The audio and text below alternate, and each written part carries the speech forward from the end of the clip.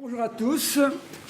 Ma qualité d'ambassadeur du réseau Alumni pour l'année 2018-2019 me donne le privilège de vous souhaiter la bienvenue à cette première manifestation des rencontres des alumni de l'Université de Strasbourg.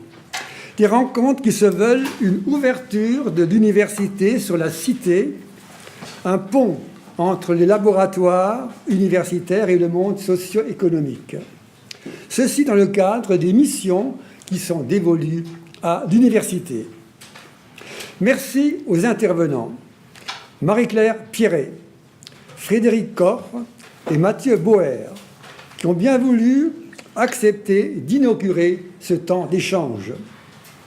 Marie-Claire Lebois est géochimiste, chercheur et enseignante auprès du laboratoire d'hydrologie et de géochimie de Strasbourg, responsable scientifique d'une équipe pluridisciplinaire, l'Observatoire hydrogéochimique de l'environnement. Frédéric Corr est chef de projet. Mathieu Boer est responsable de marché environnement-énergie, tous deux auprès de la société Endreshauser France, basée dans le Haut-Rhin, une entreprise qui a mis au point et installé un prototype de laboratoire d'analyse de l'eau appelé RiverLab. La première rencontre, première d'une série de rencontres qui vont se succéder tout au long de l'année 2019, se situe au cœur d'un questionnement d'une actualité certaine, à savoir la gestion des ressources en eau et le suivi de leur qualité. L'enjeu, bien sûr, vous le savez, est vital pour nos sociétés. La rencontre est également un modèle de collaboration associant universitaires et professionnels. La modération de ce débat sera assurée par notre collègue Frédéric Zing. Merci à tous pour venir nombreux. Je salue donc le public également. Et entrons maintenant, si vous voulez bien, dans le vif du sujet, et je laisse la parole à Marie-Claire Pierret.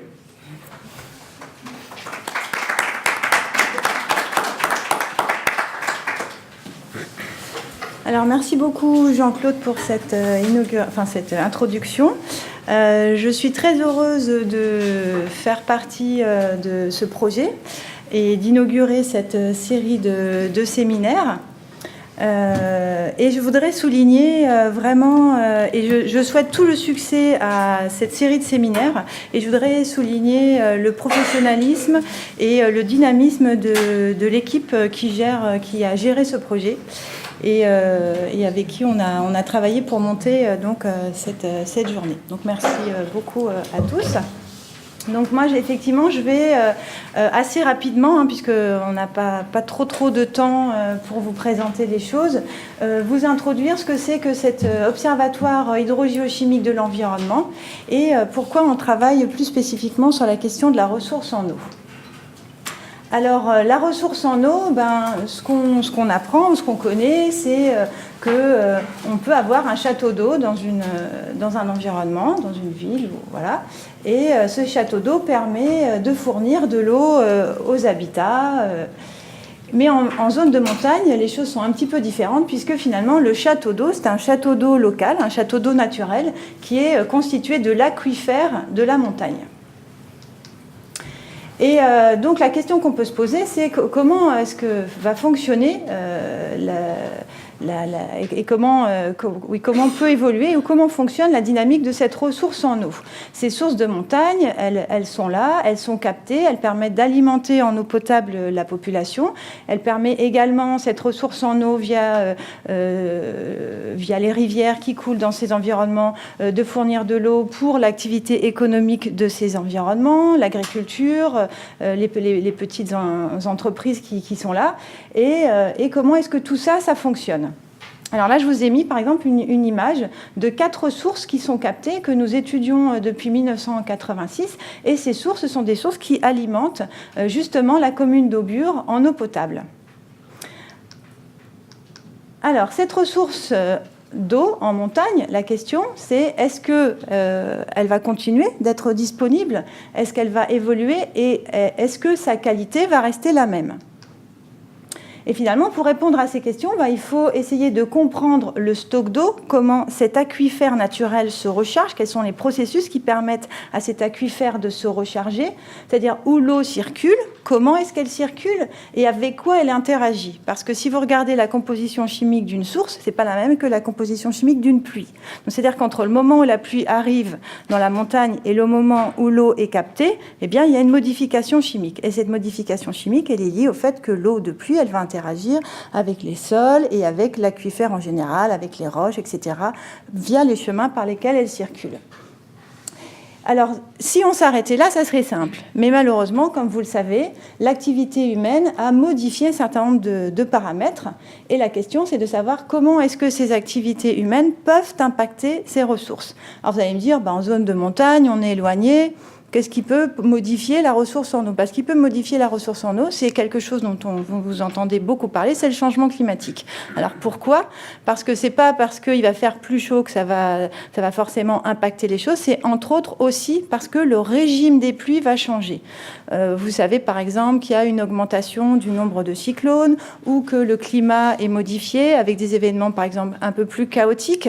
Donc ça, c'est les modélisations du climat qui nous le disent, avec des épisodes. Et ce qui peut arriver dans une région comme la nôtre, par exemple, c'est des périodes de sécheresse de plus en plus longues et puis des périodes où la pluie va être plus intense. Et ça peut altérer les mécanismes de recharge de l'aquifère. Je vais vous donner un exemple tout simple, le manteau neigeux.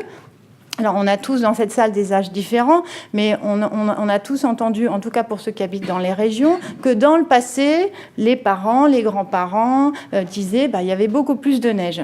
Donc, il y avait un manteau neigeux. Et ce manteau neigeux, lorsqu'il fond, au moment de la fonte du manteau neigeux, c'est une période où l'aquifère va se recharger parce que la fonte est lente, parce qu'il y a une grosse quantité d'eau. Et cette eau, elle va avoir le temps d'être drainée, de circuler dans le sol et puis d'aller recharger l'aquifère.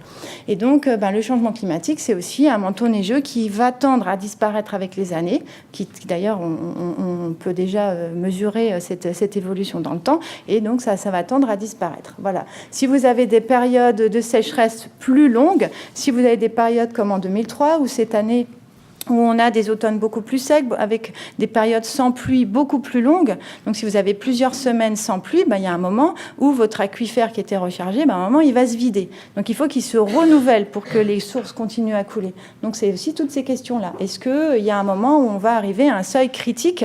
Et on sait, par exemple, que même dans les Vosges, il y a des sources naturelles qui, malheureusement, que les parents, les grands-parents, les arrière-grands-parents ont toujours vu couler. Et malheureusement, depuis quelques décennies, il arrive des périodes où ces sources ne coulent plus. Voilà, donc nous, on travaille vraiment sur cette question-là.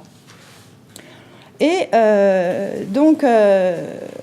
pourquoi j'introduis là maintenant une nouvelle notion qui est la zone critique? Parce que les scientifiques à travers le monde ont développé cette notion. Donc je vous en parle maintenant, entre autres parce que le River Lab dont on va parler a été financé par un projet d'excellence qui s'appelle CRITEX et qui a pour objectif de développer des méthodologies et des équipements pour étudier cette zone critique. Alors la zone critique, qu'est-ce que c'est? La zone critique, c'est le lieu d'interaction entre l'atmosphère, l'hydrosphère, la biosphère, les sols, la roche et l'homme. En gros, c'est là où on vit, là où on se développe. C'est une fine pellicule parce que si vous prenez la surface de la Terre, la zone critique, elle est toute petite. Parce qu'évidemment, on ne vit pas dans le manteau, on n'a pas de vie souterraine, donc on vit vraiment à la surface. Et cette surface de la Terre, si on la rapporte au volume de la Terre ou au rayon de la Terre, c'est vraiment une toute petite fine pellicule sur une boule. Et c'est une zone, évidemment hautement réactive, puisque c'est là que tout se fait. Et c'est le support de quoi? De nous, de la vie, de la nourriture qu'on mange, de l'eau qu'on boit et de l'air qu'on respire. Et elle est critique, donc elle est critique parce que c'est là où on vit, c'est là où on a nos ressources, et elle est critique parce qu'elle est impactée par l'homme, par différents phénomènes, donc l'agriculture, l'urbanisation, l'activité agricole, et l'homme va jusqu'à modifier les paysages, et puis l'homme extrait les ressources, évidemment, et puis l'homme stocke aussi ses déchets dans cette zone critique. Voilà. Et comme on est le jour de la Saint-Valentin, je vous ai mis cette petite image de Plantu. où vous voyez un environnement complètement détruit, et puis vous avez deux amoureux qui se disent « l'important, c'est qu'on s'aime ». Alors bien sûr, c'est important de s'aimer, mais pas que. Voilà. Donc je vais vous présenter ce que c'est que ce site sur lequel on travaille, sur lequel on essaye de mieux comprendre la ressource en eau. Et en fait, ce site, il fait partie d'un réseau mondial d'observatoires de la zone critique. Donc la zone critique, je vous en ai parlé. Et des zones critiques, et ben, finalement, il y en a pas une. Évidemment, il y en a une, mais il y en a plein. Parce qu'il y a des zones critiques en milieu arctique, il y a des zones critiques en milieu tropical, il y a des zones critiques en milieu tempéré, il y a des zones critiques en zone de montagne, il y a des zones critiques urbaines, etc. Donc nous, on fait partie de ce réseau d'observatoires de la zone critique. Et nous, le bassin versant du Strengbar, dans le massif vosgien, qui est rattaché à la commune d'Aubure, ce site est représentatif des zones de montagne. Voilà. Donc voilà un petit peu plus précisément où il se situe. Donc on est à peu près à 60 km de Strasbourg, sur le massif vosgien. Et donc sur la commune d'Aubure. Et donc je suis très très heureuse aussi de préciser que justement avec cette commune, on a lié des relations assez fortes, puisque c'est la commune qui nous a accueillis depuis de nombreuses années, depuis plus de 3 décennies, depuis 1986. Et nous avons ici la joie aussi d'accueillir et d'avoir avec nous Arthur Cléty, qui est adjoint au maire de la commune et avec qui on travaille. Et je dois dire même qu'on a noué des liens qui sont plus que, on va dire, plus que scientifiques. On a même des liens amicaux les uns avec les autres depuis ces années. Donc ça aussi, c'est extrêmement précieux. Voilà, et donc là, vous avez quelques images du site en hiver. Donc ça, c'est une image que j'ai prise mardi dernier, où il y avait 70 cm de neige. Voilà, donc c'est un site sur lequel on fait un certain nombre de prélèvements, été comme hiver, vous allez voir. Donc évidemment, c'est des préoccupations locales, mais je vous ai dit, dans des enjeux mondiaux et dans un contexte vraiment de réseaux internationaux. Alors voilà, donc ce site dont vous voyez une image, donc vraiment il est sur le massif vosgien. Et pour la petite histoire, parce qu'on va un petit peu se faire plaisir, cette photo est issue d'un article qui est paru dans le New York Times, donc c'est quand même le journal où il y a le plus de tirages au monde. Et il y a eu un article sur un sociologue français assez connu qui s'appelle Bruno Latour, qui travaille entre autres sur comment fonctionnent les scientifiques. Il étudie un petit peu la recherche scientifique et comment travaillent les scientifiques. Et il est venu visiter le site l'année dernière, et donc il y a eu un article sur le New York Times. Donc si vous cherchez Strengbar sur le New York Times ou Aubure, vous allez trouver cet article. Voilà. Donc ce bassin, c'est un tout petit site, il fait moins d'1 km². Il est entre 800 et 1150 mètres d'altitude. C'est un site qui est principalement forestier. Et donc, voilà, il est en climat tempéré, sur granit acide. Voilà, il n'y a pas d'activité humaine directe, hormis l'activité sylvicole, puisqu'il n'y a quasiment plus de forêt naturelle en France. Toutes les forêts sont plantées et exploitées. Et donc, il est étudié depuis 1986. Et qu'est-ce qu'on y étudie ? On y étudie des paramètres climatiques, hydrologiques et géochimiques. Et juste pour comparer un peu le climat, quand on dit c'est un climat tempéré, mais on a à peu près 1400 mm d'eau, donc 1,4 m de pluie qui tombe sur le site par an. Et en comparaison, en 2018 à Strasbourg, il est tombé 585 mm et à Colmar 144 mm. Donc pourquoi la question de la ressource en eau elle est aussi importante ? Parce que l'eau qui est prise dans les plaines, c'est aussi de l'eau qui vient des montagnes, et évidemment qui coule et qui est drainée via un réseau hydrographique, mais ce sont quand même les montagnes qui captent un certain nombre d'eau qu'on retrouve et dont on a besoin même ailleurs que dans les zones de montagne. Voilà, et donc on a quand même plus de 3 décennies d'observation. Voilà, donc l'OAGE a différentes missions. Donc nous sommes un observatoire, une sentinelle du milieu naturel, et donc via cette fonction, on met à disposition un certain nombre de données. Donc si vous allez sur Internet et que vous tapez OAGE, vous allez pouvoir récupérer des données qui sont mises à disposition et librement téléchargeables. On est un laboratoire scientifique aussi, ça c'est une de nos fonctions très très très importantes, et on sert de support pour des travaux de recherche qui sont du coup qui se veulent forcément pluridisciplinaires.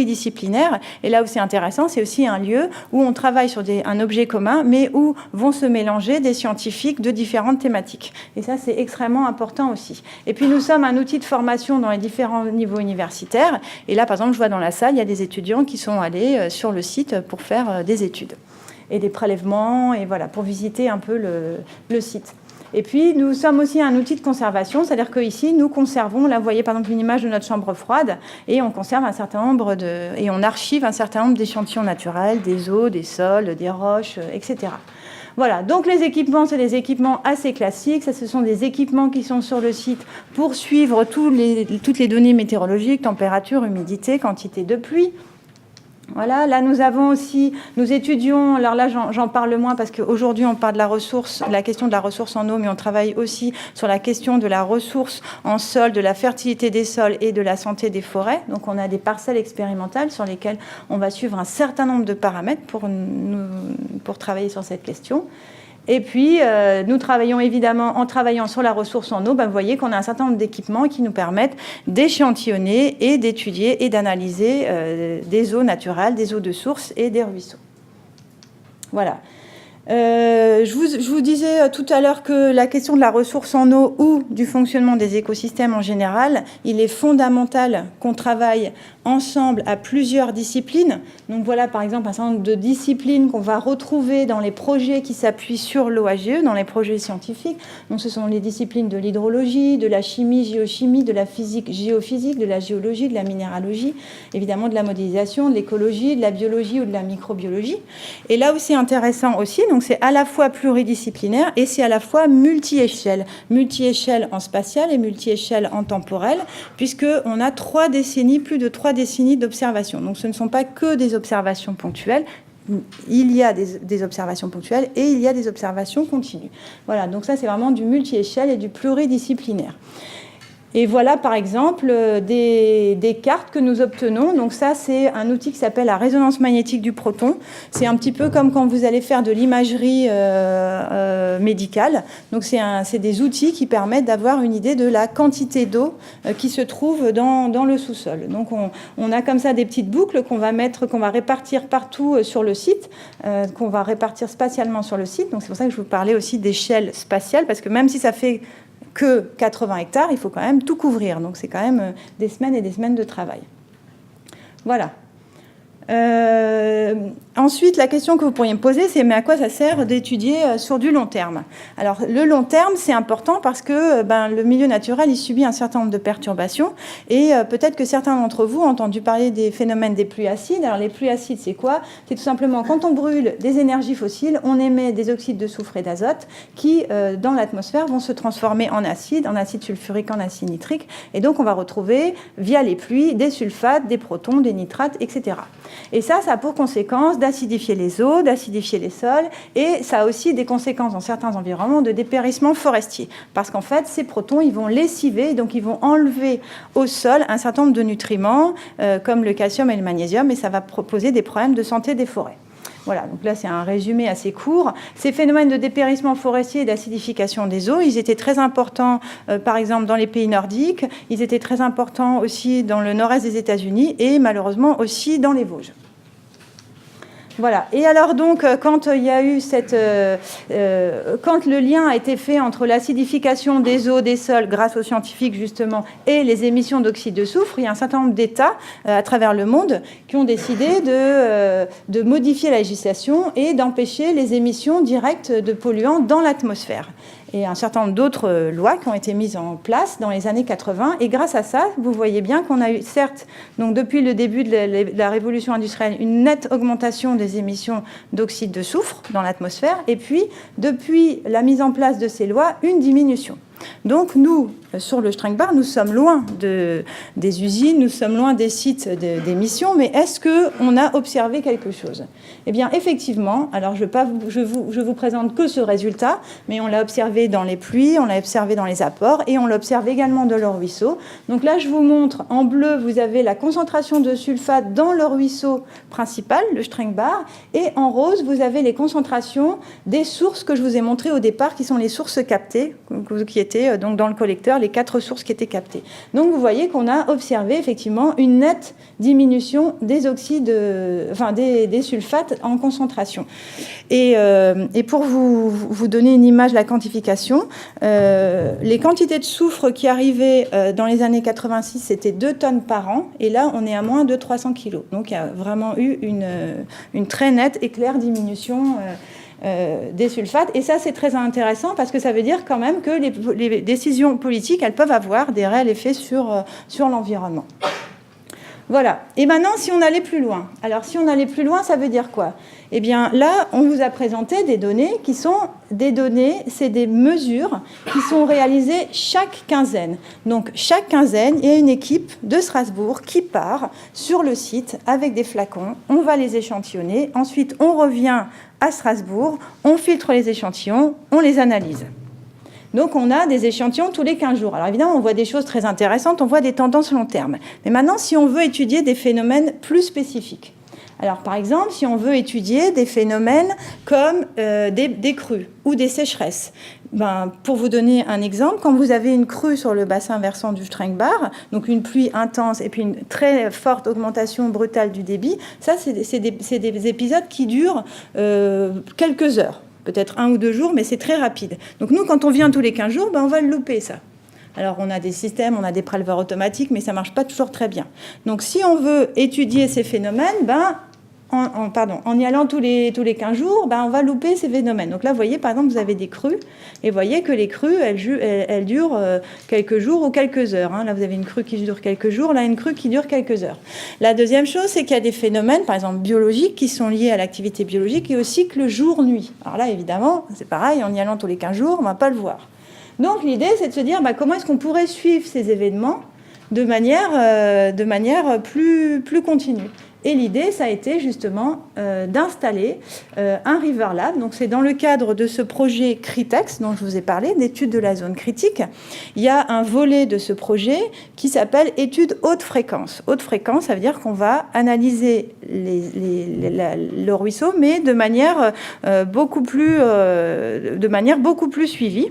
Et l'idée, c'est de se dire, on ne va pas envoyer toutes les 10 minutes quelqu'un faire un prélèvement ou quelqu'un qui va rester comme ça pendant des jours et des jours. Donc, l'idée, c'est de se dire, plutôt que d'envoyer quelqu'un et de ramener à Strasbourg et de faire l'analyse à Strasbourg, on va essayer d'avoir un laboratoire qui fait tout ça, qui prélève, qui filtre et qui analyse. Et c'est justement ce River Lab. Alors, c'est un outil qui est loin d'être simple, il y a énormément de défis technologiques qui ont été relevés pour construire ce bungalow, en fait. Et ce bungalow, il a été construit en collaboration avec la société Endres Hauser. Donc, Frédéric va en parler. Et il y a énormément de développements techniques et technologiques et de défis qui ont été relevés. Voilà. Et juste pour la petite histoire, pour l'installer, on a un tuyau qui fait 140 mètres pour pouvoir amener l'eau au bungalow. Et voilà à quoi ça ressemble.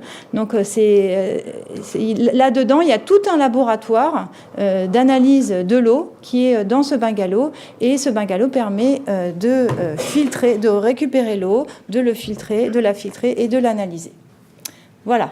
Je laisse la place. Première question, on a bien compris le côté analytique de la constatation, mais c'est juste, est-ce que vos recherches se situent au niveau de la prévention ou de la prévision ? Ou à quel niveau vous situez effectivement, puisque on est sur des zones critiques, on est sur des activités humaines, donc vous constatez, vous analysez, vous avez des données sur l'instant T, et après, je dirais, pour aller encore plus loin, prévision, prévention. Alors, prévision, ça c'est évident, puisque Alors, donc la question de la prévision, évidemment, elle est cruciale. Grâce au modèle du changement climatique, on a des sorties qui nous permettent d'avoir les sorties en température ou en pluviométrie dans le prochain siècle ou un petit peu plus loin. Eh bien, nous, ce qu'on essaye de faire, c'est d'avoir justement un modèle qui nous permette de comprendre comment fonctionne l'hydrologie au niveau de notre bassin versant et quels vont être l'impact des changements climatiques et des changements pluviométriques sur la ressource en eau. Et effectivement, la grande question, c'est de savoir si il peut y avoir des problèmes de non-pérennité de la ressource en eau. Ça, c'est vraiment la question principale. Et aussi la question, évidemment, de la qualité de l'eau. Voilà, donc, on a des modèles qui modélisent le fonctionnement hydrologique et le fonctionnement géochimique. Et le scénario, il est catastrophique ou non ? Alors pour l'instant, on n'est pas encore capable de complètement tout modéliser. Par contre, ce qu'on a vu, c'est que donc il y a eu quand même des choses de publiées à ce sujet. Il faut tout prendre en compte, c'est-à-dire qu'avec le réchauffement climatique, il y a aussi un impact sur la forêt. Alors certes, ce sont des forêts plantées, mais ce sont des forêts dépérissantes. Et donc effectivement, avec l'augmentation de la température, on va passer d'un système. On devrait avoir une augmentation des populations de feuillus par rapport aux populations de résineux. Et ça a aussi un impact sur la demande de l'eau. C'est-à-dire que les plantes, elles ont besoin d'eau les plantes ont besoin d'eau pour grandir. Et en augmentant le CO2 dans l'atmosphère, on augmente aussi un petit peu l'activité biologique et donc on augmente la demande en eau. Donc l'eau qui est évapotranspirée par les plantes, elle repart dans l'atmosphère, donc elle est perdue. Alors, ce qu'il faut quand même dire, c'est que sur les 100 prochaines années, pour l'instant, on a vu une baisse effectivement moyenne du débit, mais on n'arrive pas encore à modéliser complètement des épisodes extrêmes. Donc évidemment, les ruisseaux ne vont pas disparaître. Par contre, pour l'instant, on n'est pas encore capable de dire s'il n'y aura pas quand même des périodes où il y aura des sources qui vont s'assécher. Probablement que ça va arriver, puisqu'on sait que dans d'autres vallées des Vosges, il y a déjà le problème qui se pose. Maintenant, au Strengbar, on n'est pas sûr. Pour l'instant, ça n'est pas encore arrivé. D'accord. On aura l'occasion, vous aurez l'occasion aussi de poser des questions, mais on va peut-être laisser la parole maintenant à donc Frédéric Corr et Mathieu Boer pour parler plus spécifiquement donc, de l'infrastructure Riverlab.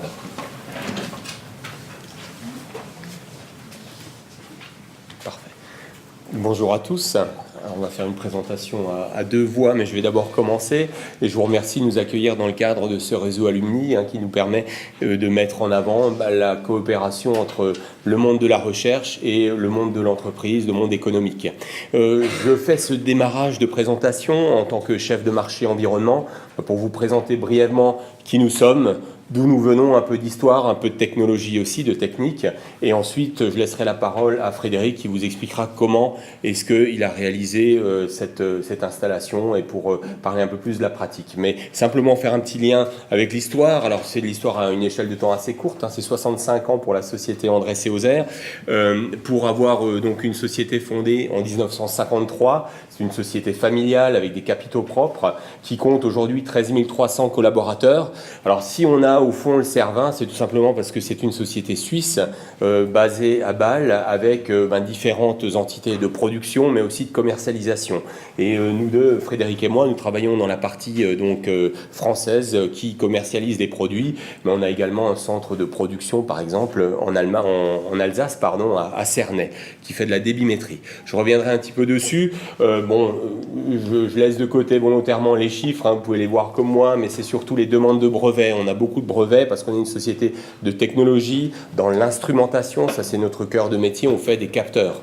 Alors des capteurs qui sont de l'analyse physico-chimique, on va mesurer le pH, la conductivité, l'oxygène, si on pense à la qualité de l'eau, mais on va aussi mesurer le débit. Alors, on pourrait appeler ça des compteurs d'eau, chez nous on appelle ça des débitmètres de différentes technologies, débitmètres électromagnétiques, débitmètres vortex ou Coriolis quand on veut faire de la mesure massique par exemple de certains produits.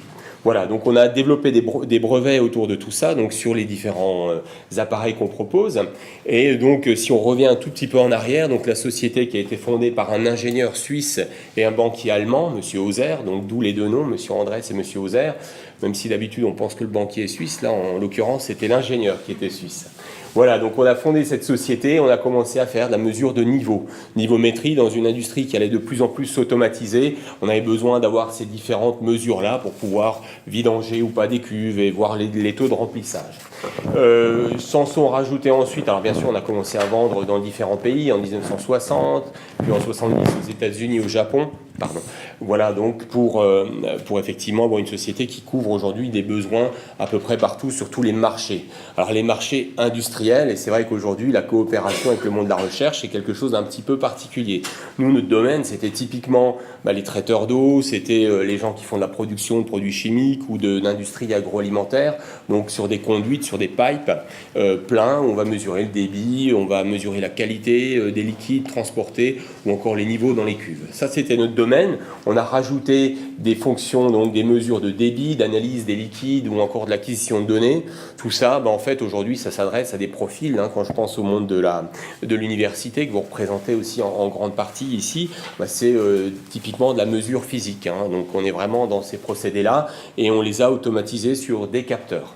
Voilà, donc l'échelle de temps avance, on va donc rajouter différentes technologies avec aussi de la même manière s'étendre encore sur d'autres parties du monde, parce qu'aujourd'hui on voit que l'Asie ou le Moyen-Orient ou ce qu'on appelle le Middle East en général, c'est des contrées assez porteuses, et si on pense au domaine de l'eau, là-bas on ne va pas forcément travailler sur des forêts, mais plutôt sur du dessalement d'eau de mer, donc on a aussi beaucoup de stations qui sont équipées avec notre matériel, avec des contraintes particulières qui là sont la corrosion en premier lieu, et puis quand on travaille sur de l'osmose inverse, on a des problématiques de pression et autres, donc tout ceci est mesuré en permanence grâce à des capteurs.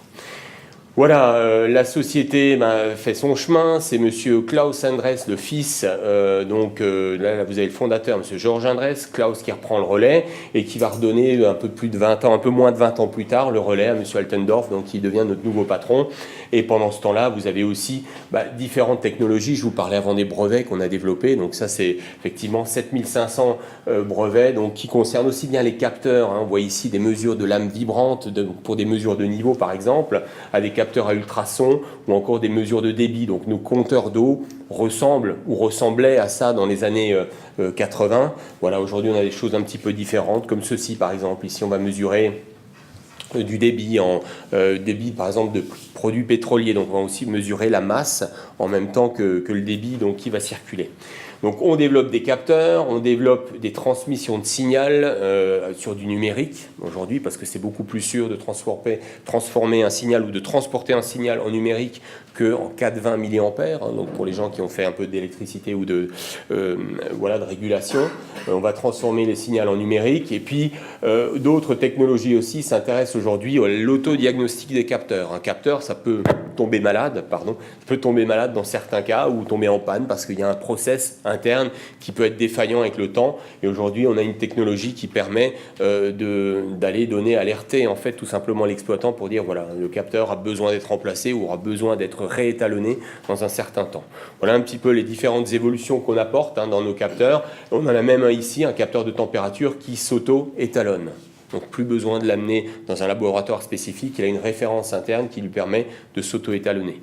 Voilà, on va vers moins de maintenance et plus de facilité de maintenance, c'est ce que je voulais dire, voilà, pour simplifier la vie de l'exploitant, tout simplement. Alors, on a d'autres innovations encore à venir avec des rachats de sociétés qui finalement viennent renforcer notre portefeuille dans l'analyse des gaz, SpectraSensor, dans la microélectronique pour les mesures de débit sur des très très faibles débits. Par exemple, ça peut intéresser l'eau ultra pure ou d'autres applications avec des applications là aussi miniaturisées. Ce n'est pas seulement les gros capteurs de l'industrie, c'est aussi des choses un petit peu plus fines.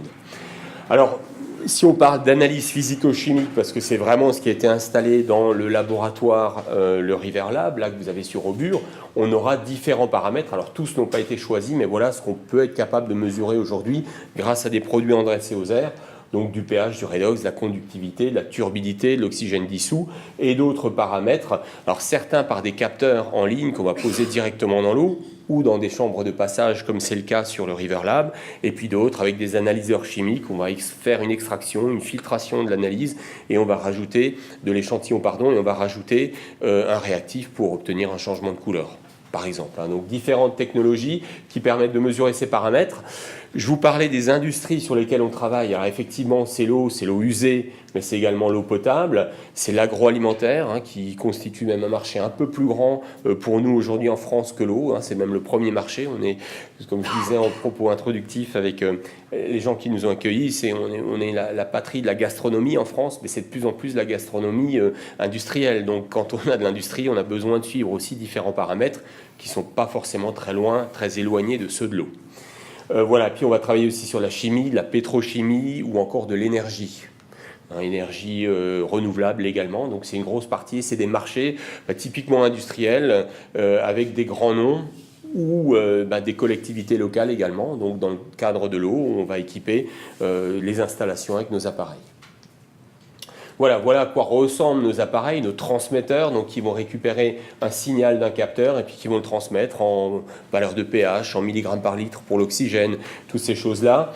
On a également des analyseurs, donc ici pour la partie analyse physico-chimique, elles sont fabriquées en Allemagne.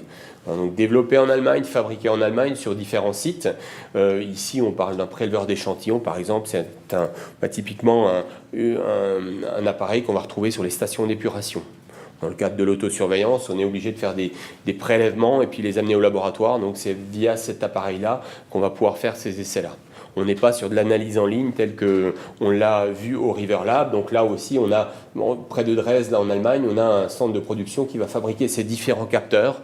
Alors, c'est des capteurs plus ou moins grands. Une électrode de pH, vous l'avez certainement vu au laboratoire, ça a la taille d'un stylo, 120 mm de long. Puis vous avez des choses de 400 mm de long, un peu plus conséquentes, qui contiennent de l'électronique, qui contiennent une référence et qui vont permettre de faire ces mesures en permanence.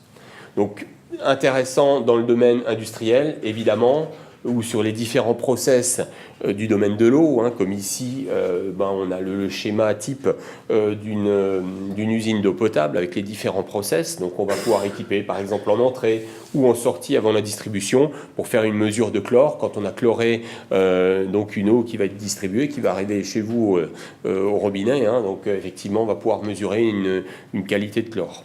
Mais on peut le faire aussi à l'entrée, comme je le disais. Donc on va mesurer la qualité de l'eau, typiquement, avec les différents paramètres intéressants. Je pense à la turbidité, je pense à la conductivité, par exemple.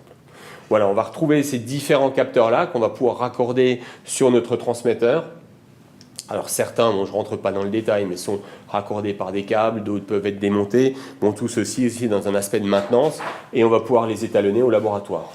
On a aussi ces différents dispositifs-là, le préleveur d'échantillons, l'analyseur colorimétrique, donc qui sont autant d'appareils qui sont amenés à être installés sur le terrain et à vivre leur vie, je dirais, le plus longtemps possible. On a des appareils qui ont 10-12 ans de fonctionnement, sans souci, 24 heures sur 24, 365 jours par an.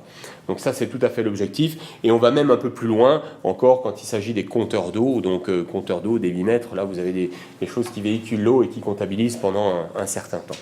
Alors sur le River Lab, on a par exemple un analyseur colorimétrique pour mesurer la silice. La silice qui est mesurée par colorimétrie, donc c'est la même mesure que l'on fait au laboratoire, mais qu'on a automatisé tout simplement dans un appareil de terrain. Donc un boîtier, des réactifs, réfrigérés, de manière à pouvoir garantir une autonomie et une durée de vie un peu plus longue des appareils, donc on a durée des réactifs, et donc on va pouvoir travailler comme ceci, de manière autonome et laisser l'appareil fonctionner avec un prélèvement qu'on choisit avec un pas de temps donné, une fréquence de mesure qui est toutes les 10 minutes, une demi-heure, une heure, et vous avez une mesure qui se fait à ce moment-là. Voilà, là c'est une technologie peut-être un peu plus récente que celle qui est installée sur place, mais on a effectivement aujourd'hui une gamme avec différents paramètres. Et on peut mesurer aussi des choses de manière un peu plus simple, telles que les nitrates ou la matière organique, avec un spectromètre UV, donc une lampe flash, qui va simplement mesurer une absorbance dans l'UV à 214 ou à 254 nanomètres, et vous donner une concentration en nitrate ou en matière organique. Donc ça, c'est effectivement aussi des paramètres qui peuvent être importants. Alors je ne rentre pas dans le détail, mais on aura tout simplement utilisé l'électrochimie, ou ici le principe de l'extinction de l'UV, donc dans un capteur compact qui a une durée de vie, encore une fois, assez longue. On va simplement faire une maintenance tous les 2 ans sur l'appareil et un étalonnage annuel dessus, donc pour vérifier où la teneur en nitrate, par exemple, ou en matière organique. Voilà, ça c'est un petit peu vous présenter très brièvement notre société, qui on est, qu'est-ce qu'on fait, et puis pourquoi on en est arrivé là aujourd'hui. C'est peut-être une des raisons pour lesquelles on a fait le choix d'André Seauzer pour équiper ces installations, parce qu'on a un grand panel de produits, mais aussi de services et de solutions. Alors par solution, on entend l'intégration des appareils dans un ensemble dédié, et ça c'est donc Frédéric Corr qui va vous le présenter, voir un petit peu le comment est-ce qu'on utilise nos appareils. Merci. Bonjour à tous, donc je m'appelle Frédéric Corr, donc je suis chef de projet chez André Seauzer et je m'occupe plus particulièrement de tout ce qui est solutions d'intégration ou de solutions clés en main. Donc moi j'interviens donc sur différents domaines d'activité, que ce soit la gestion de stock, les transferts de fluides, mais aussi sur la partie analyse physico-chimique, et en particulier sur effectivement donc des solutions qui sont directement livrées chez le client, pré-montées, pré-installées, pré-configurées.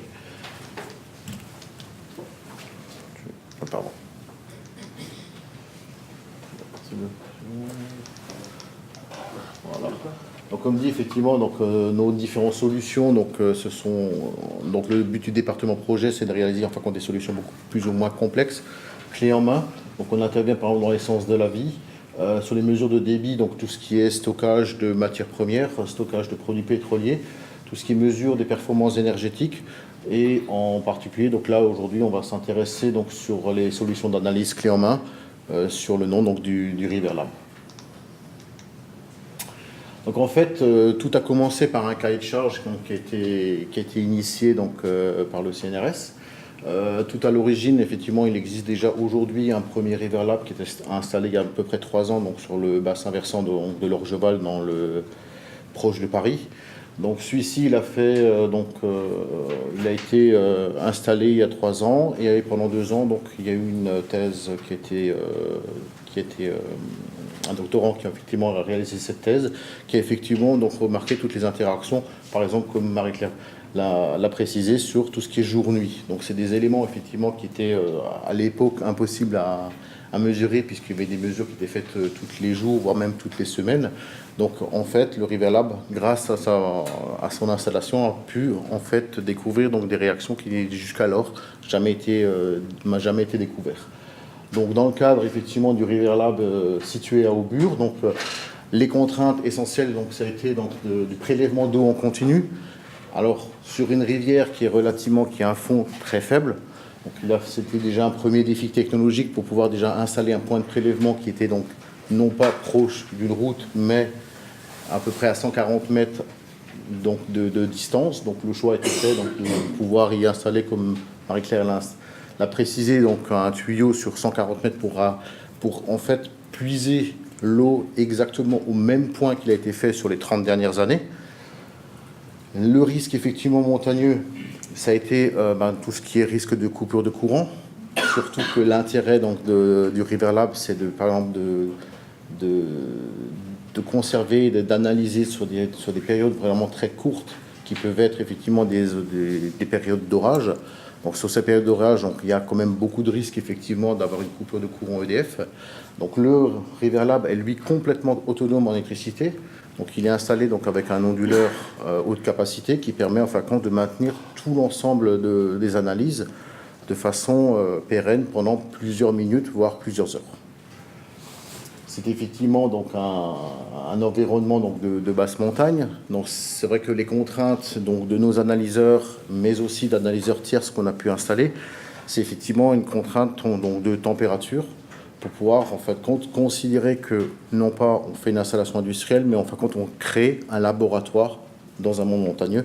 Donc effectivement les contraintes ont été quand même de pouvoir avoir donc un environnement sain pour l'ensemble des appareils. Il faut aussi savoir qu'à l'intérieur on a installé de la chromatographie ionique, donc ce qui nécessite quand même avoir un maintien de température très performant. Donc l'ensemble est chauffé et climatisé de façon permanente.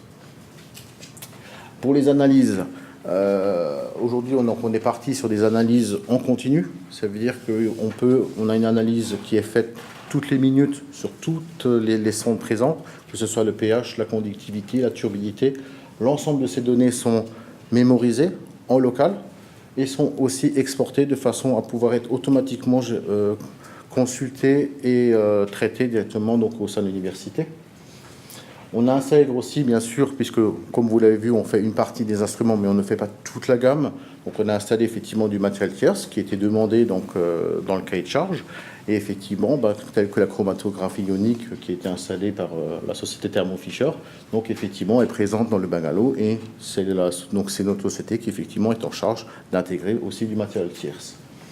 Alors, en termes de résultats, c'est vrai que le bungalow, comme il n'est pas accessible en permanence, on a fait le choix en fait de conserver les données en local, mais aussi de pouvoir les exporter automatiquement à distance au sein de tous les membres en fin de compte de l'université, qui permet en fin de compte de récupérer les données, de les traiter, de les filtrer, de pouvoir en ressortir toute la connaissance qui en a besoin. Donc aujourd'hui, l'ensemble des sites sont consultables par toutes les universités qui aujourd'hui sont raccordées sur le réseau des River Labs, puisqu'à ce jour, il existe 3 River Labs. Donc un qui est sur le bassin versant de l'Orgeval, un qui est proche de Nézin, qui est dans la banlieue de Rennes, et un qui est donc à Aubure. Donc l'ensemble est visualisable à distance, ça veut dire qu'on peut récolter les données, on peut avoir accès directement aux valeurs process internes, avoir la bonne santé du River Lab à distance et de façon sécurisée. Et surtout, s'il y a une moindre alerte qui se produit dans le River Lab, que ce soit une panne de courant, que ce soit quelqu'un qui oublie de tout simplement fermer la porte et qui, en fin de compte, la température qui peut monter ou la climatisation qui peut être tombée en panne, l'ensemble est totalement automatisé et envoie donc des emails automatiques. Donc ça, c'est vrai que ça a été donc des contraintes particulières qui ont fait que le projet, donc nous avons été confiés, puisqu'on l'a pris comme un sujet industriel, mais adapté à un monde quand même scientifique. Alors bien sûr, outre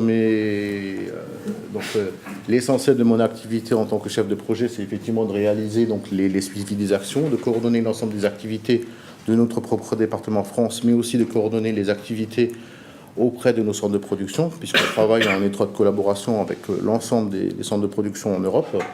Donc ça a été effectivement de suivre l'ensemble des actions depuis le début de la conception jusqu'à la mise en service, de réaliser avec donc la contribution d'un centre de production particulier qui est situé dans la banlieue de Francfort, qui est spécialisé dans la fabrication donc, de solutions d'analyse complète, c'est de réaliser même à l'avance donc l'ensemble des plans de conception en 3 dimensions qui ont permis en fin de compte d'être validés par l'ensemble des parties pour pouvoir effectivement montrer à quoi allait ressembler donc le River Lab de façon future, que ce soit la partie mécanique, toutes les analyses y sont représentées, mais aussi toute la partie électrique, puisque ça reste quand même une installation complexe qui doit être autonome en énergie, qui doit être autonome en communication numérique, de pouvoir en fin de compte exporter les données.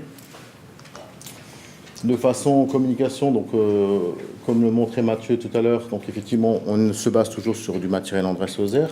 Et pour la partie communication, donc là on se base sur en fin de compte les technologies actuelles, que ce soit 3G, 4G ou alors le réseau ADSL qui a été déployé sur place.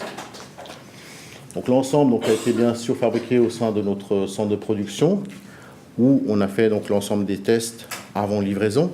Donc là ce que vous voyez donc c'est l'équipe qui était sur place pour effectivement valider donc l'ensemble du concept, vérifier que toutes les installations étaient conformes aux attentes, conformes au cahier des charges, de façon à pouvoir lister, de pouvoir assurer la livraison dans les meilleures conditions. À savoir que l'installation, le River Lab a été entièrement conçu, entièrement testé en usine. Toute l'équipe effectivement est venue sur place pour effectivement valider que l'ensemble était conforme. C'est suivi ensuite donc la livraison sur site avec des moyens un peu ordinaires puisqu'on était quand même dans des conditions assez particulières pour un résultat que vous voyez en plus bas qui concerne sur la partie gauche on a toute la partie analyse, on a du COT, on a de la mesure de silice et de la dureté. Et sur la photo droite c'est toute la partie analyse en ligne où on a toutes les mesures qui sont faites toutes les secondes mais enregistrées toutes les minutes. Donc toutes ces données sont compilées et directement envoyées à l'ensemble des centres de recherche concernés. Donc effectivement en plus de la livraison, nous avons assuré la mise en service avec mes collègues du service. Où on réalise l'ensemble des mises en service de tout ce qui est projet produit et projet complexe, mais aussi la partie maintenance. Et on forme aussi nos équipes et les équipes de recherche pour le suivi, la maintenance de nos produits. Voilà. Merci.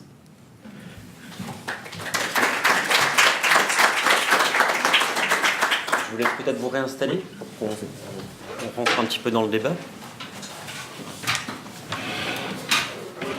Alors, n'hésitez pas, il y a un micro dans la salle pour ceux qui auraient des questions que je n'aurais pas moi. N'hésitez pas à les poser, bien sûr. Moi, j'en aurais une première qui s'adresse peut-être plus à l'entreprise. C'est vous avez parlé de défi. Est-ce que c'est plutôt un défi technologique? Est-ce que c'est plutôt un défi d'échelle de rassembler toute cette technologie dans un caisson comme ceci? Et qu'est-ce que représente pour l'entreprise que vous représentez de relever ce défi?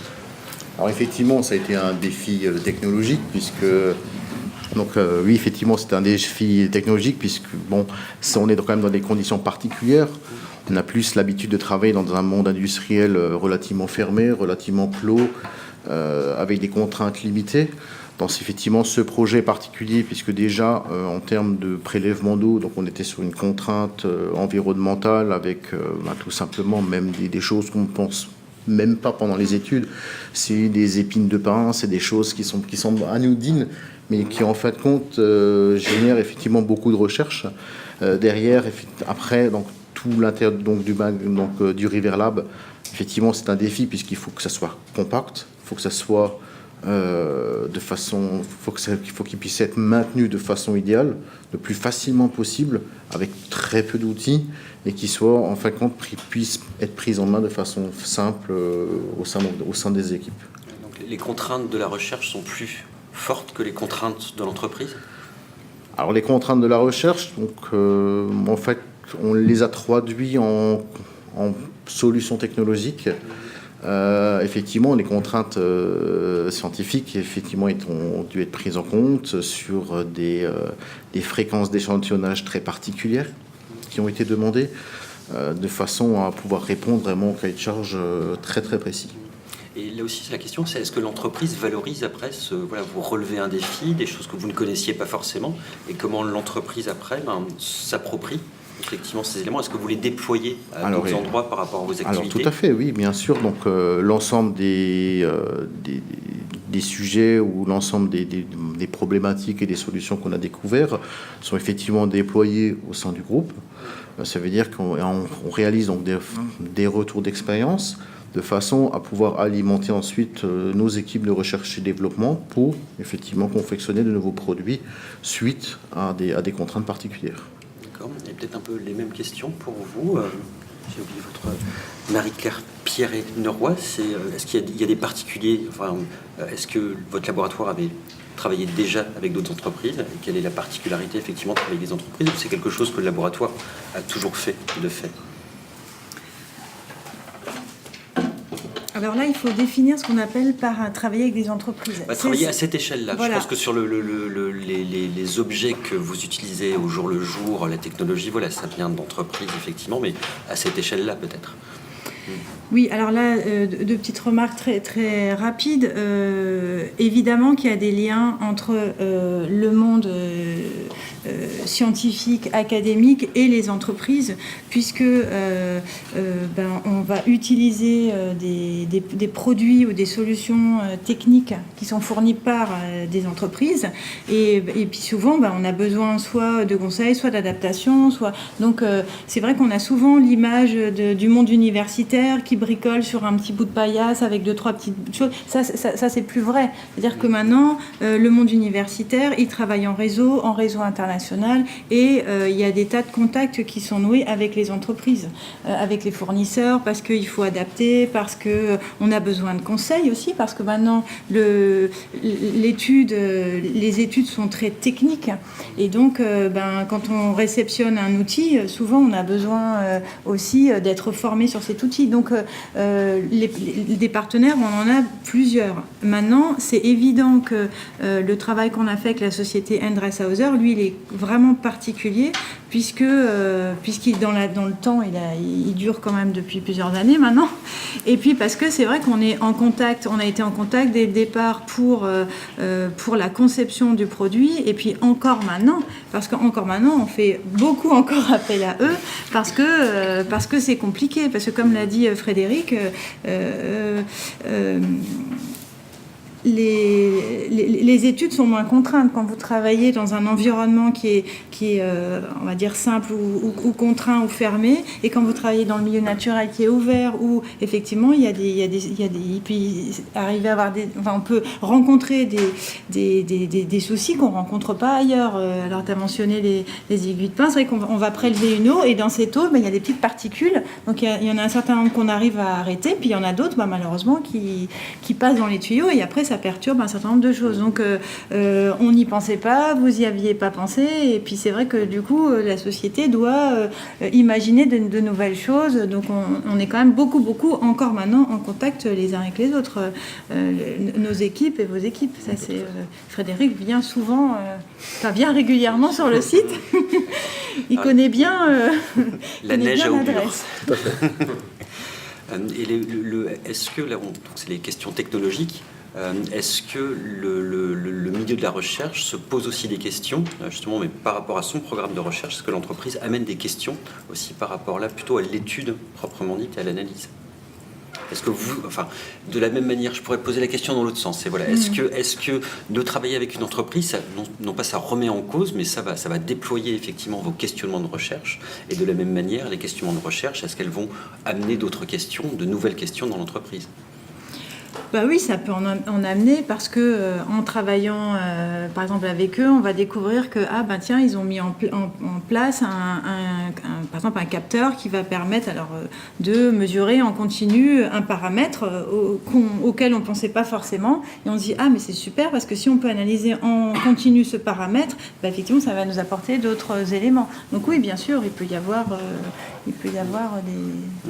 De la même question peut-être par rapport à l'entreprise. Oui, tout à fait. Alors effectivement, nous, à l'inverse aussi, par rapport aux demandes du monde de la recherche aujourd'hui, c'est de se dire quels sont les paramètres qui vont être questionnants aujourd'hui et surtout demain à une plus large échelle, parce qu'on est quand même sollicité énormément sur toutes les problématiques d'eau potable. Alors, pas dans les cadres de programmes de recherche, mais pour suivre la qualité de l'eau qui est produite au quotidien donc pour les consommateurs.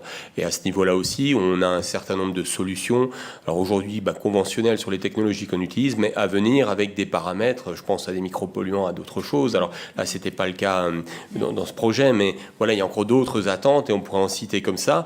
Et je dirais même aujourd'hui, l'installation de ce River Lab, c'est aussi de l'acquisition de connaissances pour nous sur les technologies de filtration. On en parlait, mais il y a plein d'autres choses qui vont être reproductibles ailleurs, au quotidien, sur des stations de pompage, des stations d'alerte. Enfin, voilà, c'est de la connaissance emmagasinée, aussi bien sur l'installation qu'un peu plus loin sur la recherche.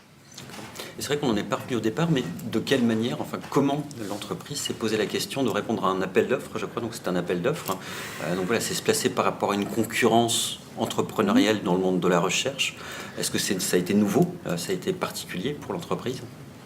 Alors là, il faut remonter un peu dans l'histoire. Je pense que c'était effectivement sur le bassin parisien, la première fois on a pu répondre à un projet LIFE, parce qu'effectivement, on s'intéresse aussi au domaine de l'eau potable et puis un peu plus largement que ça, et on fait une veille sur les appels d'offres, et donc c'est dans ce cadre-là qu'on a décidé de pouvoir y répondre, parce qu'on a développé un atelier de production quand même qui a permis d'intégrer le bungalow, donc aujourd'hui on a des gens, une quarantaine de personnes dédiées à cette activité, donc en plus de la production d'électrodes, aujourd'hui on fabrique tout ça, et donc on s'est dit voilà, c'est peut-être le démarrage d'une activité, on peut proposer quelque chose, on a des gens en interne qui savent faire, alors en Allemagne pour construire, mais aussi chez nous à Huningue, donc pour la partie française, qui sont capables de réaliser cette interface terrain. Je pense que là, elle a été essentielle aussi, parce que c'est bien de construire quelque chose dans un bureau et designé, mais ensuite il y a toute l'adaptation et les échanges que vous avez certainement tout au long du temps, Donc on avait ces deux capacités-là, et donc à un moment, c'était de dire on peut y aller. Le monde de la recherche, alors ne nous fait pas peur, bien au contraire, on a l'habitude de mesurer en ligne. Après, c'est de pouvoir s'entendre et pouvoir collaborer, et puis d'ouvrir peut-être d'autres portes, Ça, c'est intéressant. Et la collaboration, est-ce qu'elle va plus loin qu'uniquement la collaboration via des appels d'offres? Est-ce qu'il y a aussi une collaboration? Est-ce que vous engagez des doctorants? Alors oui, tout à fait. Alors c'est vrai qu'aujourd'hui, je peux pas vous dire oui, du moins pas pour l'université de Strasbourg. Les capteurs sont fabriqués ou développés à Stuttgart et fabriqués en Allemagne, ailleurs. Et c'est vrai qu'il y a des ponts qui sont faits entre les universités de Stuttgart, de Munich et d'autres. Donc voilà, il y a un petit peu encore cette difficulté-là. Mais je pense qu'effectivement, si on arrive à prouver nous-mêmes à notre direction, et c'est un peu mon rôle aussi en tant que chef de marché, de faire le lien entre le marché et nos centres de production, et qu'on arrive à prouver le bien fondé, il n'y a pas de raison ou de barrière, je dirais, a priori, parce qu'on ne s'entende pas pour ramener des idées, développer quelque chose, Ça, c'est clair. Mais après, oui, à partir du moment où, du moins pour l'analyse physico-chimique, ça se fait à Stuttgart, il faudrait au moins que les doctorants puissent traverser la frontière.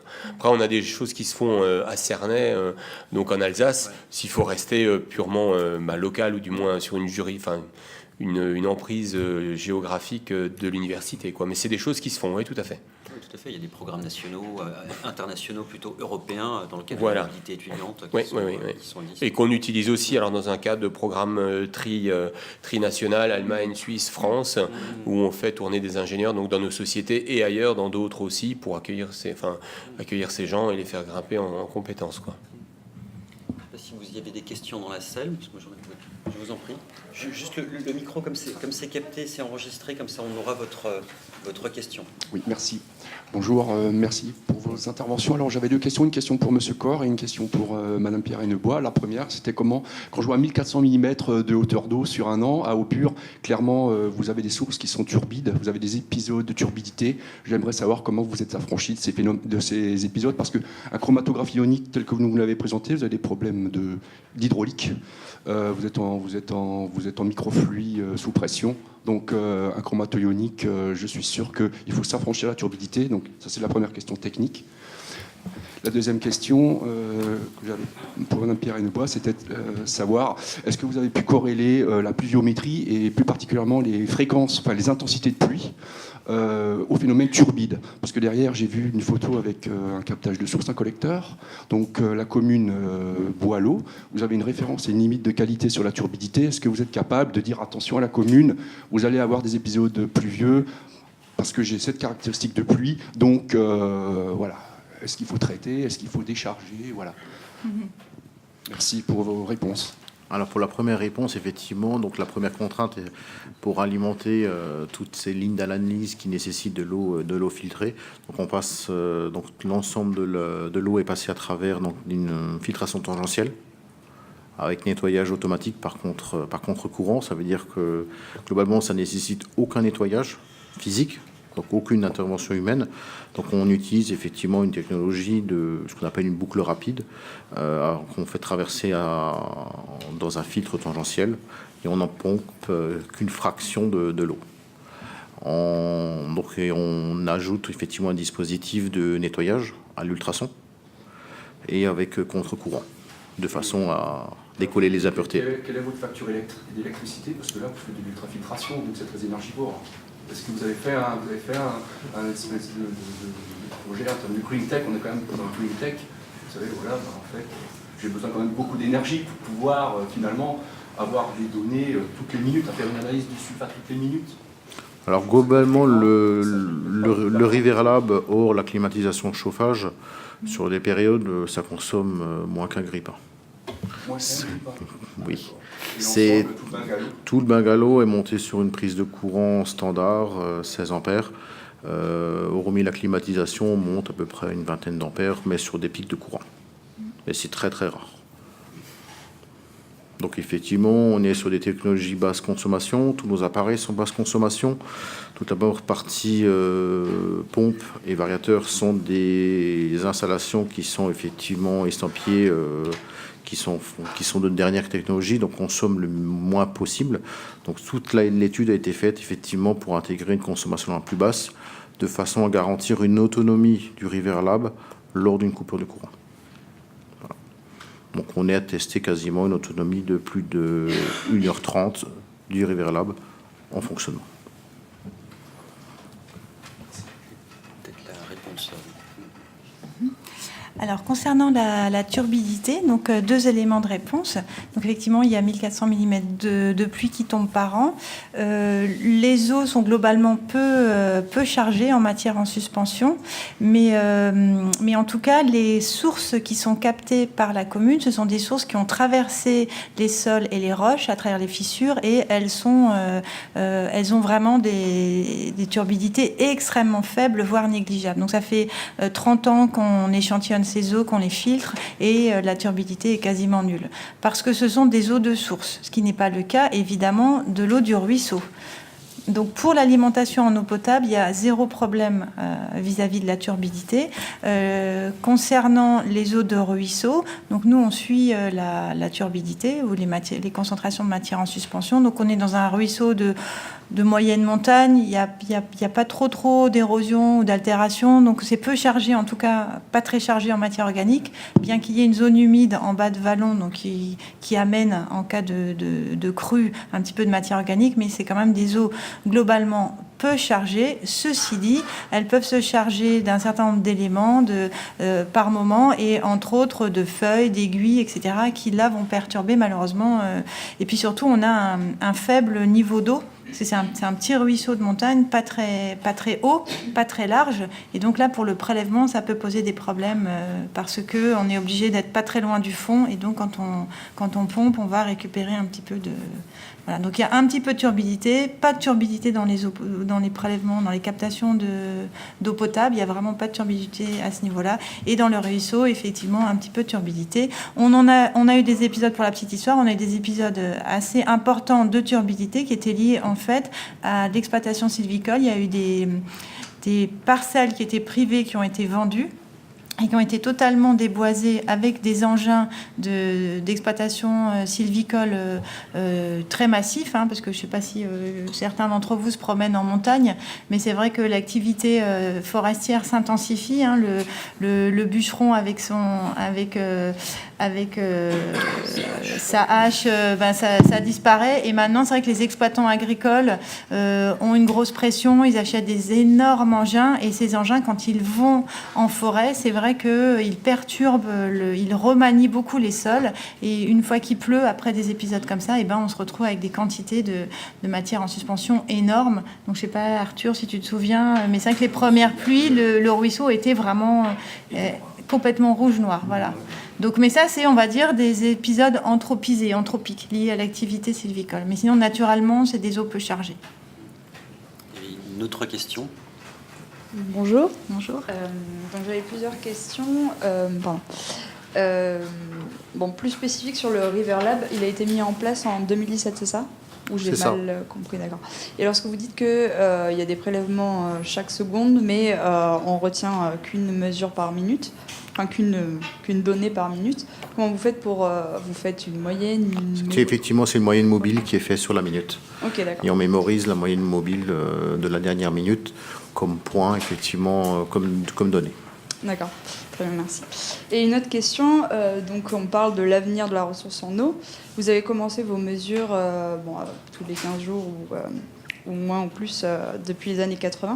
Comment est-ce que vous intégrez le fait qu'en 1980, il y avait déjà des changements par rapport aux années, je sais pas, début 1900 Comment est-ce que vous intégrez les changements que vous observiez, le milieu en fait que vous avez observé dès lorsque vous avez commencé votre travail, il avait déjà subi des transformations. Comment est-ce que vous essayez de connaître le milieu à l'état, on va dire, initial en fait? Comment est-ce que Alors ça, c'est une question intéressante qui demanderait un petit peu plus de développement, parce que qu'est-ce qu'on appelle l'état initial? En fait, il y a un terme qui a été, que peut-être certains d'entre vous connaissent, qui s'appelle l'anthropocène, où c'est un terme scientifique qui considère que, vous savez qu'on donne des noms aux périodes géologiques, et donc nous sommes dans la période de l'Holocène, et en fait certains scientifiques proposent de nommer une nouvelle époque qui s'appellerait l'Anthropocène, qui est une époque où l'homme est devenu une force géologique. Donc typiquement, l'homme, il perturbe beaucoup de choses. Il perturbe les paysages, il perturbe l'eau, il modifie énormément l'environnement naturel. Et la question, c'est de savoir à partir de quand on va dater cet Anthropocène. Et donc il y a beaucoup de discussions à ce niveau-là. Et une des hypothèses, c'est de dire finalement, est-ce que l'impact de l'homme, c'est pas arrivé même dans le néolithique, dès que l'homme a commencé à se sédentariser et à faire de la culture et de l'agriculture et de l'exploitation agricole et de la culture plus ou moins intensive. Et pourquoi je dis ça? Parce que vous parliez d'un état initial. Sur les forêts d'Aubure, cet état initial, il date de quand? Parce que ça fait des siècles que de toute façon, les forêts sont exploitées. Et Arthur, qui est là, connaît bien, c'est un féru d'histoire, il connaît bien l'histoire locale. Et donc, il y a eu au XVe siècle des activités minières qui ont nécessité du charbon de bois. Donc, il y a eu des coupes importantes. Il y a eu tout au long de l'histoire, il y a eu la forêt, elle a été sous forme de forêt, sous forme de pâture, replantée, coupée, replantée, etc. Donc les états naturels, l'état initial, nous on a commencé les analyses à partir de 1986, donc on regarde à partir de 1986. Et effectivement, on fait aussi un travail, ou en tout cas on essaye de savoir ce qui s'est passé avant, et là, c'est aussi parfois du travail d'historien. Et là, c'est là où c'est intéressant, c'est que bien qu'étant issu des sciences dures, on peut avoir besoin de collaborer avec des gens des sciences humaines pour justement travailler sur cette question-là. Et typiquement, la question de l'occupation des sols dans le passé, ça c'est vraiment une question importante et une question sur laquelle on va travailler avec des historiens. Il y a aussi une question par ici. Moi j'avais juste une question. Juste le micro, il y a un micro. Merci. Moi, j'aurais une question sur la qualité des eaux et la qualité des eaux dans le temps, puisqu'on a vu que les sulfates et les nitrates diminuent dans l'eau de pluie et l'eau de source. Mais est-ce qu'il y a d'autres paramètres qui augmentent? Ou par exemple, la peur, c'est que l'aluminium augmente avec le temps.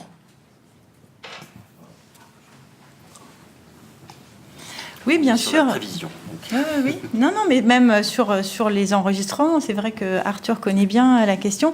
Alors, la plupart des éléments chimiques ont eu des tendances long terme qui sont variables.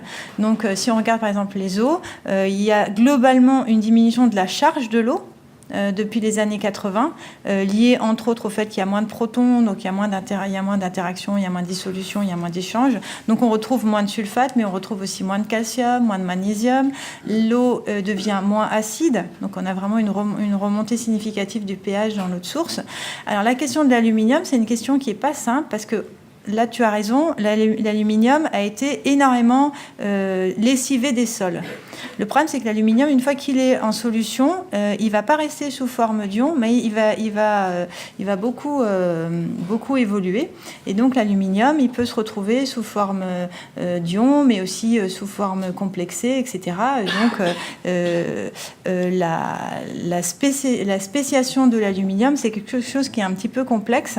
Et nous, on étudie surtout, et on analyse surtout l'ion-aluminium. Donc, si on voulait vraiment se concentrer sur le cas de l'aluminium, il faudrait faire des recherches un petit peu plus poussées avec des collègues chimistes, analyticiens, qui vont faire la spéciation de l'aluminium et qui vont regarder sous quelle forme est l'aluminium dans les eaux. J'ai une question aussi qui vient, c'est de quelle manière vous aviez parlé de décisions politiques qui allaient intervenir effectivement sur la gestion des milieux, de quelle manière vos résultats et les différentes prévisions que vous pouvez faire, enfin comment elles remontent, comment elles vont jusqu'aux décideurs et quelle est votre marge de manœuvre ou votre marge d'écho par rapport à vos recherches? Je peux par exemple vous donner un exemple concret. Dans la gestion par exemple de la forêt, il y a eu des décisions qui ont été prises au niveau de l'Office national des forêts suite aux recherches, pas uniquement les nôtres, mais les recherches globales sur la question, par exemple, des pluies acides et du dépérissement forestier, parce que l'acidité qui venait de l'atmosphère, elle était amplifiée dans les cas où il y avait des forêts de résineux, parce que les résineux sont des espèces acidifiantes. Et donc, quand ça a été compris, les politiques ont été de dire, à partir de maintenant, on ne va plus faire de monoculture, puisqu'il y avait des plantations assez denses d'ailleurs de résineux et en particulier d'épicéas. Or l'épicéa en plus c'est l'espèce qui pousse très vite et qui acidifie le plus le milieu naturel. Beaucoup plus par exemple que le sapin qui est lui une espèce naturelle des environnements, ce qui n'est pas le cas de l'épicéa. Donc voilà, ça c'est un exemple. Le deuxième exemple, c'est que les agences de l'eau, évidemment, elles travaillent sur ces questions. Donc les agences de l'eau, elles vont recenser les organismes qui font des suivis. Et par exemple, l'agence de l'eau, le BRGM, nous demande par exemple des résultats de nos recherches ou de nos données pour les mettre dans des bases de données globales. Il y avait une autre question par madame.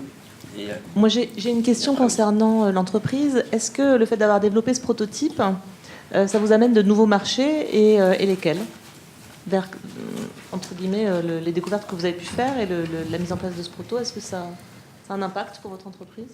Alors, effectivement, on s'intéresse tout particulièrement au monde de l'eau potable. Et comme je le disais, aujourd'hui, il y a de plus en plus de problématiques liées à la qualité de l'eau, et notamment si on pense à l'eau de surface.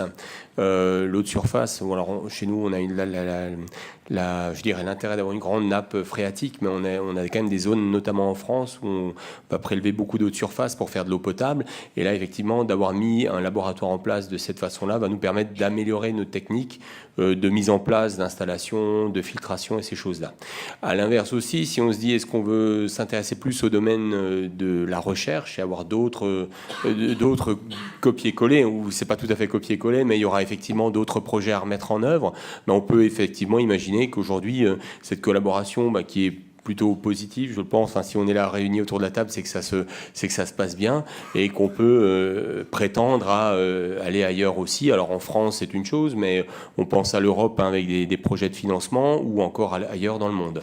Voilà. Si je reviens aussi sur la partie conteneur à proprement parler, on est aussi pourvoyeur de conteneurs tels qu'on le propose ici, pour tous les projets de dessalement notamment au Moyen-Orient, parce qu'on a des contraintes d'analyse tout simplement qui sont liées aux contraintes climatiques, quoi. Donc dans un désert à 55 degrés, ça devient difficile de faire de l'analyse en ligne à l'air libre, donc on va climatiser, donc on va protéger.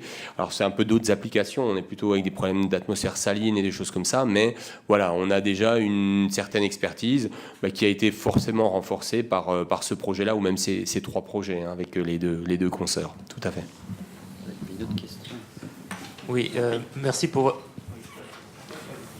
votre réponse. J'avais un peu la même question, mais j'avais un commentaire complémentaire sur l'aluminium, parce que c'est un sujet qui a pu inquiéter dans le passé, en particulier dans les ruisseaux vosgiens. À l'époque où on a développé le bassin versant avec Bruno Ambroise, on travaillait sur cette question dans les Vosges, à l'échelle plus large que simplement au Bure. Et on avait remarqué que c'était directement lié, la mobilité de l'aluminium, il est très insoluble l'aluminium, sauf si les solutions sont acides. Et donc, pluie acide, solution des sols acides, la question se posait. Et on a très bien vu que les ruisseaux vosgiens, certains ruisseaux vosgiens, ils avaient des pH autour de 4, comme l'eau de pluie pratiquement. Donc ils étaient essentiellement marqués par l'eau de pluie et ils n'avaient plus de poissons. Donc c'était très net, il y avait une relation très forte et les biologistes avaient travaillé sur justement l'état de santé des poissons dans les Vosges en relation avec ce problème. Donc la meilleure protection pour les eaux potables, c'est chaque fois que le pH, évidemment, que l'eau n'est pas distribuée avec un pH à bas. Donc dès que le processus d'interaction dans les sols fait remonter le pH, l'aluminium est insoluble. Alors après, l'aluminium, lui, il peut fabriquer des hydroxydes, il peut commencer à faire des argiles et des choses comme ça. Et ça, c'est le destin de l'aluminium dans l'altération. Donc le risque pour la consommation, c'est l'alerte doit être faite chaque fois qu'on fait des excursions dans des domaines de pH acide. Ce qui n'est pas le cas. Pas le cas au Bure. Les autres sources, elles ont vu le pH remonter. Et ça remonte très vite parce que la solubilité, l'aluminium, il a 3 charges. Donc sa solubilité augmente comme quand le pH descend d'une unité, il augmente de 1000. Donc si vous descendez de 2 unités, vous divisez la solubilité par 1 million. Donc c'est un effondrement de l'aluminium en solution dès que le pH remonte. Merci pour cette remarque. Moi, j'ai une question aussi en termes d'investissement. On a parlé de la consommation, donc voilà, on est dans un système basse consommation. Et là, alors, je ne sais pas si, mais voilà, c'est un appel d'offres. Ça représente, c'est une infrastructure, une grande infrastructure de recherche. Ça représente combien? Le prix d'un River Lab? Le prix d'un River Lab, ouais, c'est quelque chose, voilà, c'est... Et là, la question après, c'est est-ce que 3 River Labs en France, donc si j'ai bien compris, il y a 3 River Labs, il y a 3 observatoires, est-ce que c'est pas peu de manière à pouvoir modéliser à plus grande échelle, puisque là on est sur une modélisation fine, avec des particularités à chaque fois environnementales d'un endroit. Est-ce que pour arriver à avancer plus rapidement, est-ce qu'il y a 3 River Labs, est-ce que c'est pas un peu peu? Je sais pas, tu vas répondre ou... Déjà sur l'investissement, voilà, en termes de programme de recherche, ça en représente termes de coût, il n'y a pas de secret. Hein, donc c'est un River Lab, on est sur un coût d'environ 240 000 euros. Effectivement, en termes de quantité, aujourd'hui on est sur trois installations. On demande uniquement que ça soit déployé, hein, sans aucun problème. Bien sûr. Et après aussi en termes de recherche, voilà, modéliser à petite échelle c'est bien, mais la modélisation à grande échelle, même s'il y a des répercussions, on l'a vu avant, des constatations qui peuvent être analysées comme venant de bien plus loin. Et c'est vrai quand on regardait la carte du monde avant sur les observatoires, c'était quoi, une cinquantaine, soixantaine d'observatoires à l'échelle du monde? Oui, il y en a un peu plus. Ouais. Bon, là aussi, il y a plein de réponses à apporter. Il y a un élément qui est intéressant, c'est que, comme Frédéric l'a dit, il y a d'abord eu le déploiement d'un premier prototype en région parisienne, et ensuite le déploiement simultané de 2 autres prototypes, un en Bretagne et un en Alsace. Et déjà, entre le prototype parisien et les 2 autres prototypes, il y a eu des modifications importantes avec beaucoup plus de paramètres qui ont été mesurés. Donc déjà, de l'un à l'autre, la société a déjà dû beaucoup travailler parce que c'était pas une copie. Et ensuite, alors il y a le coût de l'achat, il y a le coût du fonctionnement, il y a le coût de la maintenance, et puis il y a le coût humain aussi, parce que pour faire fonctionner un River Lab, là vous avez vu sur les photos, on est une équipe de 4, alors on n'est pas 4 à travailler à temps plein, parce que ce serait pas possible, mais il faut toujours accompagner un projet d'une ressource humaine pour le faire fonctionner et puis exploiter les résultats. Et enfin, concernant l'aspect de déploiement et de déploiement à l'échelle mondiale, c'est ce que je disais, c'est-à-dire que la question de la ressource en eau, c'est important de la comprendre à Aubure, pour Aubure et ensuite pour les bassins versants vosgiens, mais c'est aussi important de la comprendre. Donc tous ces déploiements méthodologiques, techniques, après, ils peuvent être développés ailleurs, et surtout c'est important de la comprendre parce qu'il y a des tas d'endroits ailleurs dans le monde où, à cause des endroits où c'est justement, c'est dans des environnements ou dans des pays où il n'y a pas ces développements scientifiques et technologiques, c'est pas possible parce qu'il n'y a pas les moyens, mais des problèmes de ressources en eau, quand on voit tous les glaciers qui fondent et qui diminuent, et tous ces problèmes de ressources en eau en zone de montagne partout dans le monde, il ne pourra pas y avoir des River Labs partout dans le monde parce que les endroits où il peut y avoir des États beaucoup plus pauvres où il n'y a pas les moyens scientifiques, humains et financiers pour déployer ces River Labs. Donc évidemment des River Labs, il y en aura probablement ailleurs, et c'est fondamental aussi de le comprendre dans des environnements, on va dire, choisis et témoins pour pouvoir après déployer les modèles, parce qu'une fois que le modèle il fonctionne et qu'on a l'entrée climatique, on peut le faire fonctionner dans d'autres environnements. Juste peut-être dernière question avant de clôturer le débat, c'est on parle de prototype. À partir de quel moment le River Lab passera d'un prototype à plus un prototype, donc un produit manufacturé, un produit industriel? Ou est-ce que le monde de la recherche est toujours en question et donc ce sera toujours un prototype? Non, ce n'est pas. Pour nous, ça n'a jamais été un prototype, puisque dans le monde industriel, un prototype, en général, c'est qu'on le fait une fois et qu'on découvre encore, on y travaille tout le temps. Aujourd'hui, on arrive sur un River Lab qui est pour nous abouti. Aujourd'hui, effectivement, la question, c'est maintenant de les standardiser. Je veux dire, l'état actuel du River Lab d'Aubure, c'est aujourd'hui un état qui fonctionne correctement. Et il va faire l'objet, d'une remise à niveau du premier, pour le mettre au même standard que celui de Aubure. Donc ça, c'est effectivement une mission 2019. D'accord. Agnès, je te laisse peut-être conclure. Merci de votre attention en tout cas. Monsieur Gall, encore une petite question. Merci. C'est pas une question, c'est une réflexion. En vous écoutant tous les trois, je me suis dit, vous avez vécu et vous vivez encore une très belle histoire, aventure scientifique. Cette collaboration entre deux mondes qui n'ont pas vocation forcément de collaborer, de dialoguer, le monde universitaire et le monde de l'entreprise. Et en plus de ça, une aventure humaine. Et c'est ça qui me paraît aussi très important. Quand un scientifique débarque dans une commune, sur un site, il peut se considérer comme un intrus. comme un gêneur. Eh bien non, ce n'est pas le cas. Et monsieur le maire en est le témoin. Vous avez su dialoguer avec les habitants, avec la commune, la mairie d'Aubure. Vous leur avez expliqué ce que vous faites. Et ça, c'est fondamental, d'associer le citoyen à ce que nous faisons, nous, scientifiques. Et moi, je suis d'autant plus sensible à cet aspect-là que durant 20 ans, j'ai animé un chantier de fouilles paléontologiques où également nous avons vécu cette aventure à la fois scientifique et humaine, transmettre, dialoguer avec l'habitant. Merci en tout cas.